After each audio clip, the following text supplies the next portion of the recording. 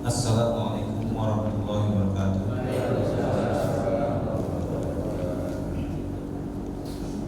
Sebelum dimulai kajian kita siang hari ini, mohon perkenan kami dari pengurus Masjid Nur Al Ihsan mohon kembali mengingatkan kembali terkait zakat, infak dan sedekah yang ditujukan untuk santunan anak yatim dan duafa.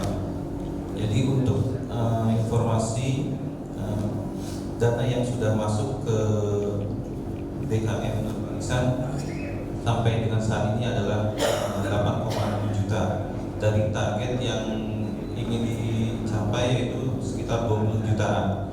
Nah, kami mengimbau kepada Bapak Ibu sekalian yang ingin untuk menyisihkan sebagian hartanya untuk saat menyantuni anak yatim dan duafa. Jadi santunan ini ditujukan kepada 250 orang. Per paket itu 250.000 untuk 87 orang yang akan disantuni. Kami mengimbau untuk Bapak Ibu sekalian untuk menginfakkan sebagian hartanya. Baik, selanjutnya sebelum memulai kajian ini, Alhamdulillah nahmaduhu wa nasta'inuhu wa nastaghfiruh wa na'udzu billahi min shururi anfusina wa min sayyiati a'malina may yahdihillahu fala mudilla lahu wa may yudlil fala hadiya lahu. Puji dan puji syukur kita panjatkan kehadirat Allah SWT yang telah memberikan kita kesempatan untuk bersatu kembali di bulan penuh yang barokah ini, yaitu bulan Ramadan. Di bulan yang mulia, mari kita memahami pentingnya ibadah sholat dalam kehidupan kita sebagai seorang muslim. Sholat adalah tiang agama, ibadah yang menjadi kewajiban bagi setiap muslim. Dalam sholat, kita berkomunikasi langsung dengan Allah SWT, mengingatnya, memujinya, dan memohon perlindungan serta petunjuknya. Sholat juga memperkuat ikatan batin antara kita dengan Sang Pencipta, menguatkan iman, serta memperbaiki akhlak kita. Baik, kajian kita kali ini kita akan kupas tuntas mengenai fikih sholat yang insya Allah akan dibawakan oleh Ustaz Abdul Razak SH MH, Penyuluh Hukum Ahli Manja Pusat Pembudayaan dan Bantuan Hukum BPHM. Dan waktu dan tempat kami persilakan. Assalamualaikum warahmatullahi wabarakatuh. Assalamualaikum warahmatullahi wabarakatuh.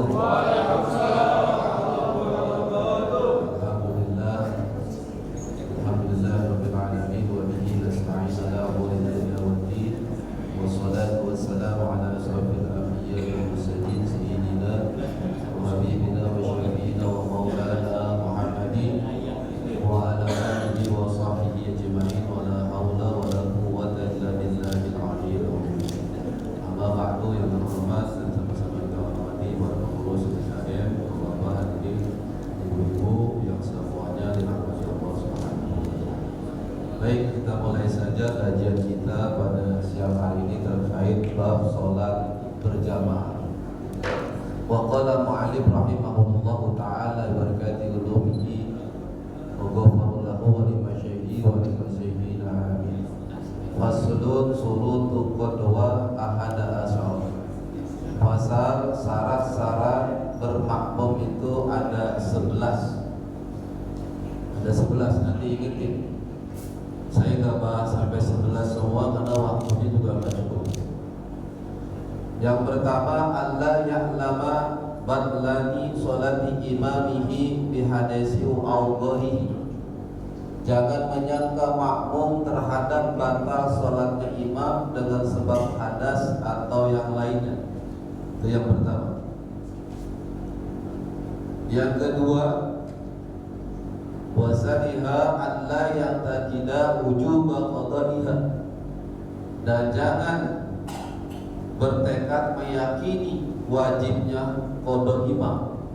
Jadi kalau imam qadha kita nggak boleh jadi makmum sama dia. Kalau yang tadi baik sangka aja kita makmum, bahwa yang kita ikutin makmum isam. Kemudian as-salisuha alla yakuna ma'muman. Dan yang ketiganya adalah jangan terbukti imam adalah pemakmum. Jadi imam kita pastikan bukan makmum. Kemudian ar-rabi'u hala umiyan. Yang keempat itu jangan imam itu jelek bacaan Fatihahnya. Karena ada umi, ada qari. Wa khamisuha, dan yang kelima alla yataqaddama alaihi bi mauqifi. Jangan maju makmum kepada imam bi mauqifi, di dalam tempat diamnya imam.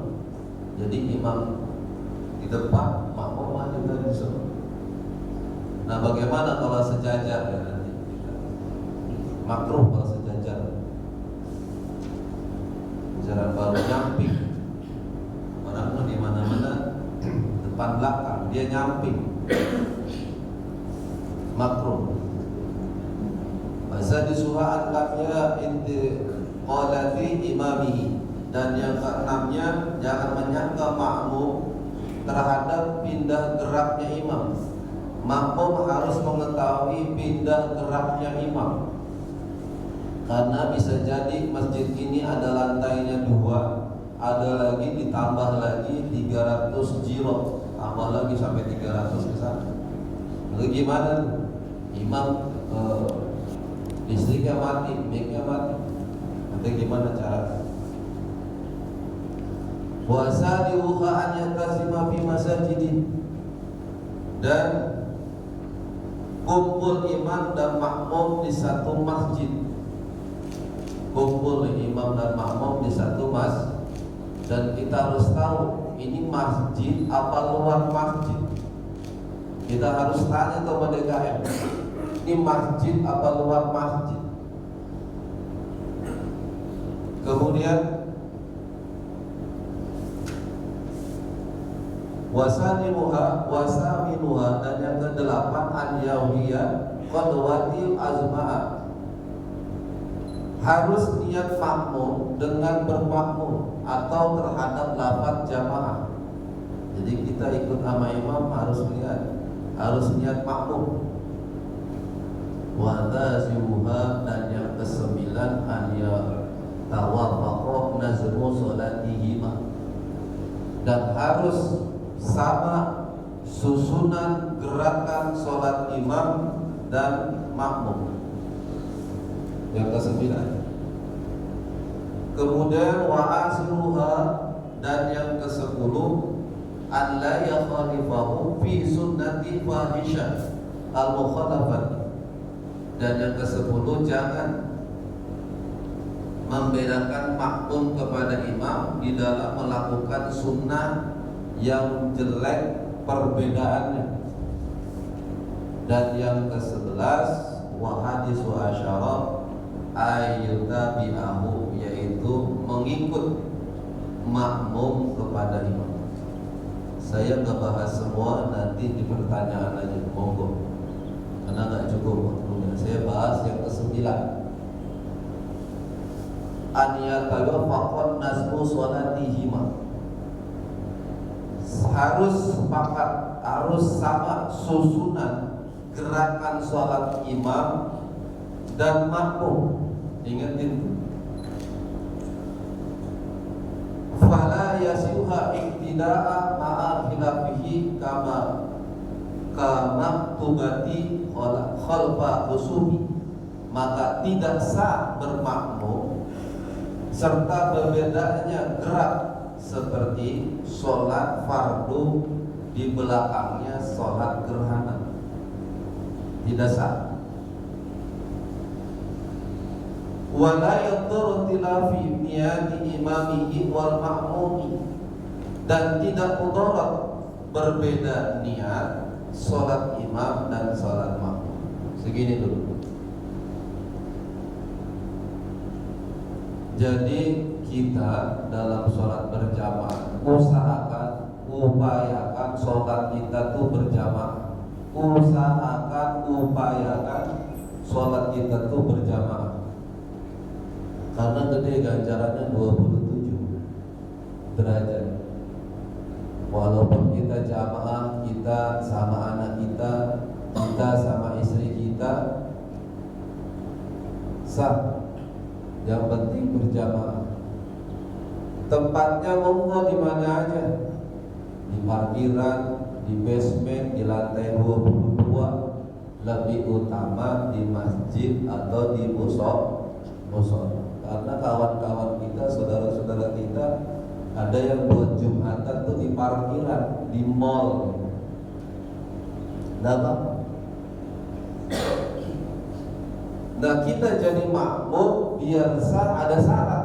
Ya tadi itu yang 11. Ada syarat. Jangan kita ngarepin yang 27 dulu, yang 27 derajat, sah dulu kita makmum jadi imam. Sah dulu kita makmum jadi imam.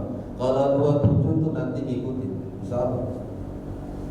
Nah syarat yang ke-9 sama susunan gerakan sholat imam dan sholat makmum. Saya kasih contoh lah.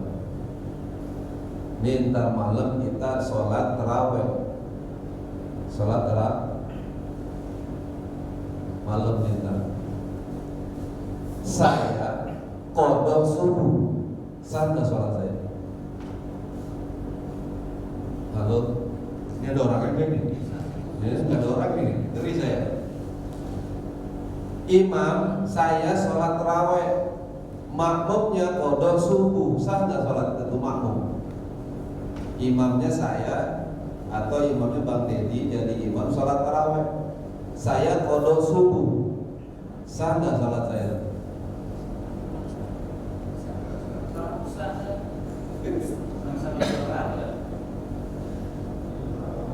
Iya, Bang Surya kasih hadiah yang gedean ya Bang Surya. Sah sholatnya. Jadi jangan lihat fardu sama sunnahnya. Tadi kan dibilangin gerakannya harus sama gerakannya. Kecuali yang nggak satu mana, yang nggak sama gerakannya. Sholat apa tadi? Kata Imam Nawawi ini. Saya kasih batu saja. Sholat kusuk. Sholat kusuk apa sih? Sholat gerhana. Sholat gerhana gimana sholat gerhana?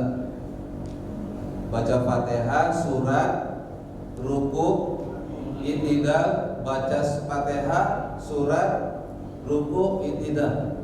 Baru dia ruku, sujud. Nah, saya sholat sama dia tuh. Bang Dedi sholat kusuk, saya qadha subuh sama dia. Sah nggak sholat saya itu? Sah nggak? Ini gimana nih?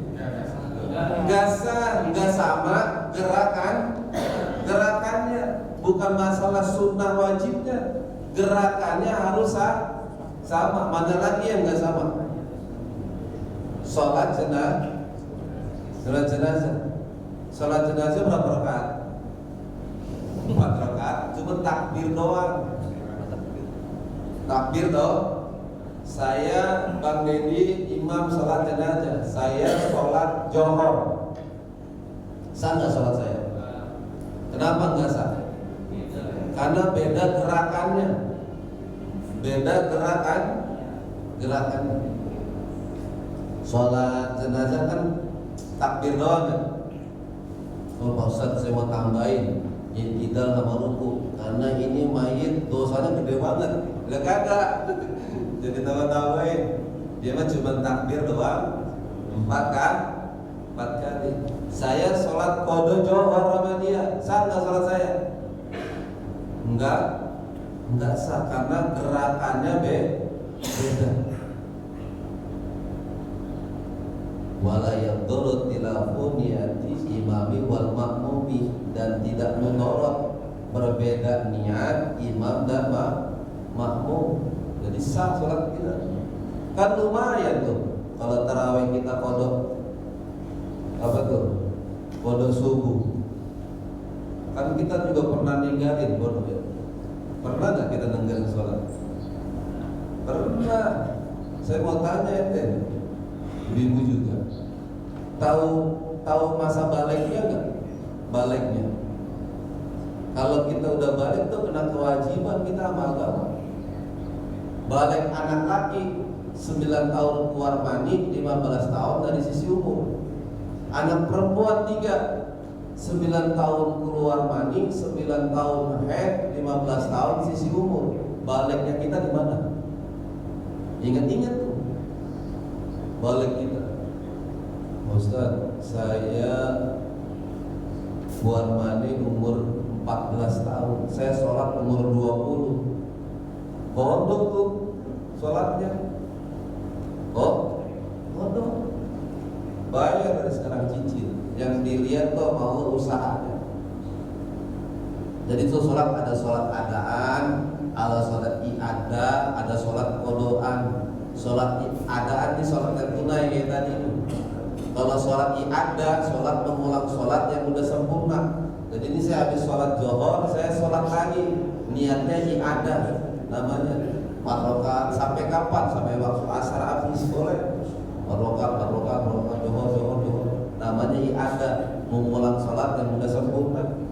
Nah kalau saya ketinggalan nih sholat zuhur, maka saya kodok tadi di asar, namanya ketinggalan sholat.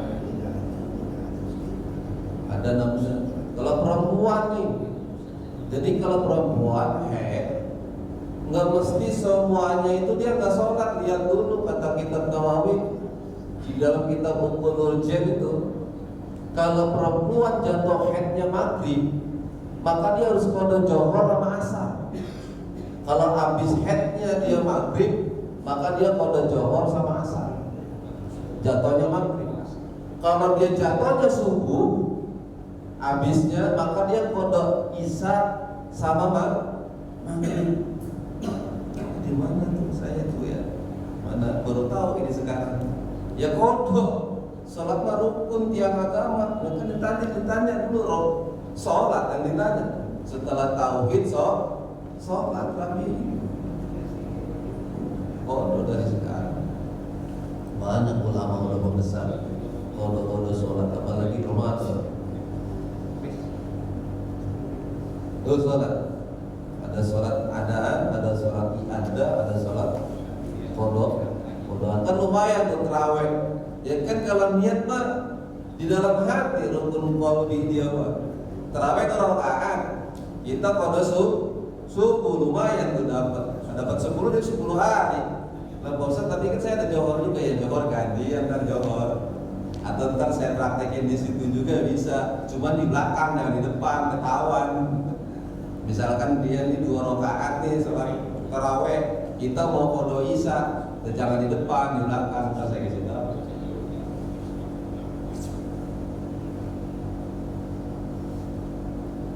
Gitu. Jadi salat ya. Fasayuhu iktida'u muqaridin mutanafil. Maka sah bermakmum orang yang sholat fardu kepada orang yang sholat sunnah. Itu bukan saya ngomong, saya bantu. Jadi sholat itu sah orang yang sholat fardu kepada sholat yang sunnah. Orang yang sholat sunnah sama yang orang yang sholat fardu sah. Wal mu'addi bil qada'i, dan bermakmum orang yang sholat adaan kepada orang yang sholat qadaan. Ini orang adaan yang sholat sama orang yang qadaan yang ditinggal, boleh tuh. Yang nggak boleh orang yang qadaan sholat sama yang adaan yang nggak boleh. Di mana? Pada kita saat insyaallah mudah kita haji atau umroh. Tuh di kapal emang sih ada air, cuman nggak cukup, orangnya kan 400. Debu yang nggak ada, orang bersih di pesawat. Jadi dihukumin nggak ada air, nggak ada debu. Tapi kita di situ disuruh sholat, namanya sholat mengenal waktu. Entah pas di bawah di Mekah di Madinah baru kita qada. Dan kita yakin bahwa ini orang pasti sholat qada, kita jangan ikut, nggak sah dia. Sholat sendiri aja kalau itu. Karena emang dia pasti dia sholat qada. Itu yang nggak boleh. Wa fi tawili biqasirati, dan dalam sholat yang panjang kepada sholat yang pendek. Ini ada orang sholat subuh, makmumnya qadha isya, dia kesiangan bangun. Imam sholat subuh, makmumnya qadha isya.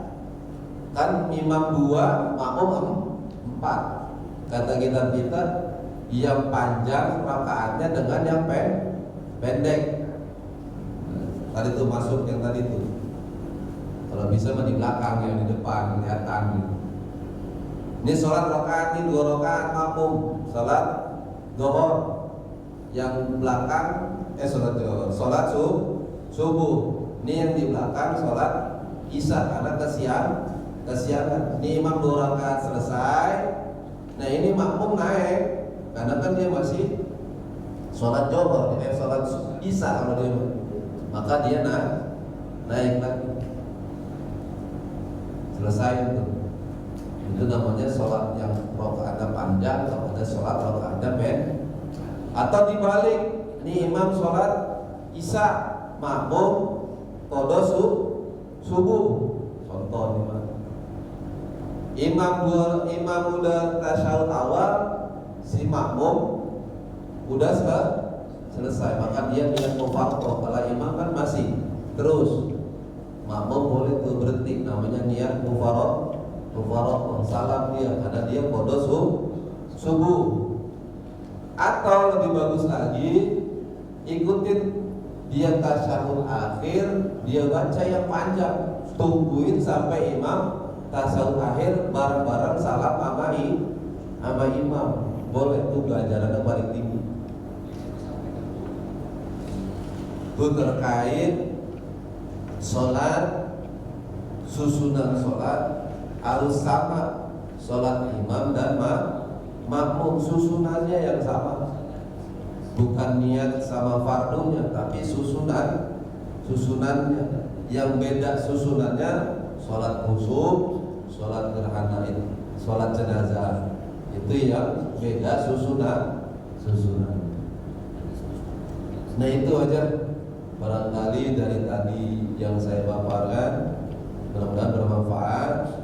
Nah ini yang baru yang satu saja. Ada beberapa syarat kita untuk menjadi makmum, sah menjadi makmum dulu, jangan didapatkan yang 27 sah dulu aja tadi. Demikian dari saya, kita lanjutkan dengan diskusi saja. Karena salah sampai 11 ini 2000 malam udah kelar ya. Itu aja dari saya, kurang lebih mohon maaf. Assalamualaikum warahmatullahi wabarakatuh. Terima kasih kepada Ustaz Abdul Rojak yang telah menyampaikan kajiannya.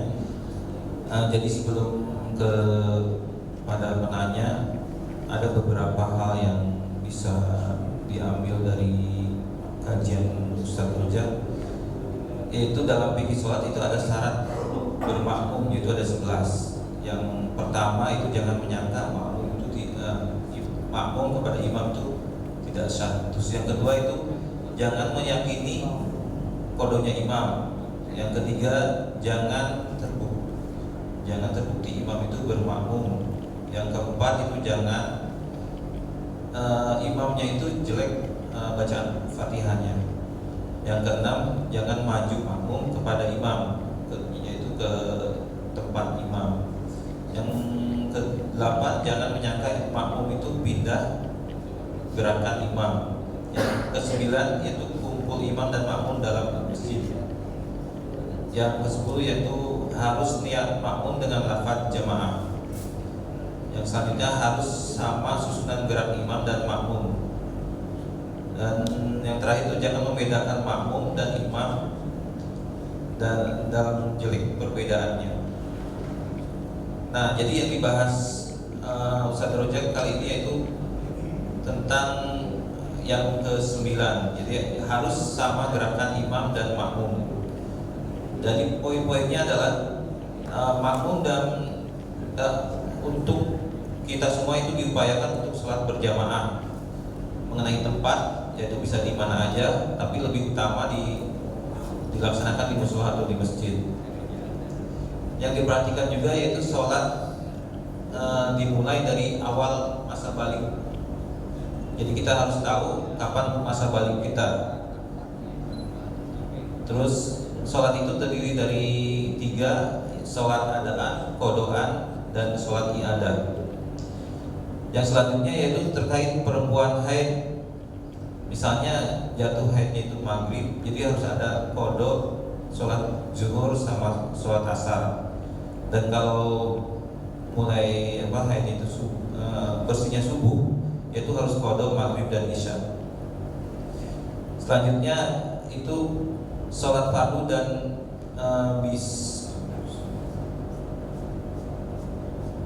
kalau kita qodho sholat fardu kepada sunnah itu sah. Terus sholat adaan kepada sholat qodhoan. Dan untuk selanjutnya kami buka sesi diskusi yang dimulai dari sisi kanan. Kami persilakan.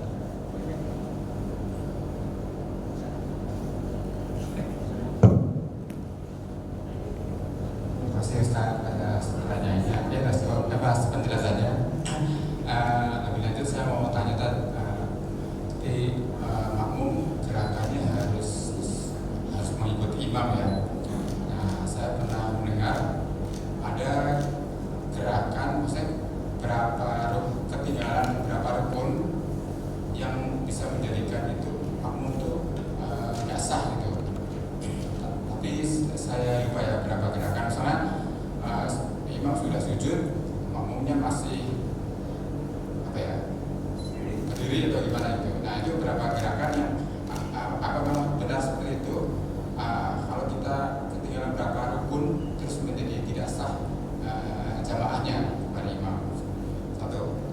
Yang kedua, tadi gerakannya kan sesuai ya, mau sunnah atau mau sholat wajib. Berarti kita jamaah kepada orang yang sedang sholat sunnah itu bisa ya. Misalnya ada seorang yang sedang ba'diyah zuhur. Nah, saya ini belum sholat zuhur nih, saya berjamaah dengan orang tersebut yang sedang sholat sunnah ba'diyah zuhur. Nah, berarti itu boleh ya seperti itu ya. Nah, selanjutnya kebiasaan kita kan sering menepuk pundak tuh kalau mau ikut jadi makmum itu. Harus seperti itu atau enggak? Tuh. Terima kasih. Satu lagi. Jarak, Saya lupa nih. jarak ketika jadi makmum kalau hanya satu orang itu tadi kan disampaikan bahwa kalau satu hanya sejajar itu makruh. Artinya berapa jaraknya di belakangnya, berapa jauhnya? Gitu. Terima kasih. Ada 4 mantap. Angel. Saya dulu. Ya, saya bahas dulu satu-satu. Ini yang pertama nih yang syarat yang ke-11. An-yutabi'a harus mengikuti makmum ada imam. An-jami dan takarimi imaman dan semua takbiratul ihram imamnya itu. Wa la yusihab biqadri ruk'ataini fi'li, dan jangan mendahului dia kepada imam dengan 2 rukun fi'li. Jadi kita tuh jadi makmum nggak boleh mendahului imam. Pertama dari takbiratul ihram. Allahu Akbar. Si makmum duluan, imamnya belum, makmumnya ngeduluin. Itu namanya dia nggak ikut imam. Dan jangan juga mendahului kepada imam dengan 2 rukun fi'li. Ada rukun qauli, rukun qalbi, rukun qauli, rukun fi'li. Rukun qalbi itu niat tadi. Rukun qauli ucapan, baca Fatihah, baca ihram, takbiratul ihram, baca Fatihah, ayat, salam. Itu rukun qauli harus diucapin walaupun cuma kedengaran kuping kita tuh. Jadi baca Fatihah harus kedengeran sama kuping kita, bukannya itu mah dukun. Dia harus kedengeran, sama telinga kita. Bukan dia enggak, itu bukan begitu. Itu mah dukun.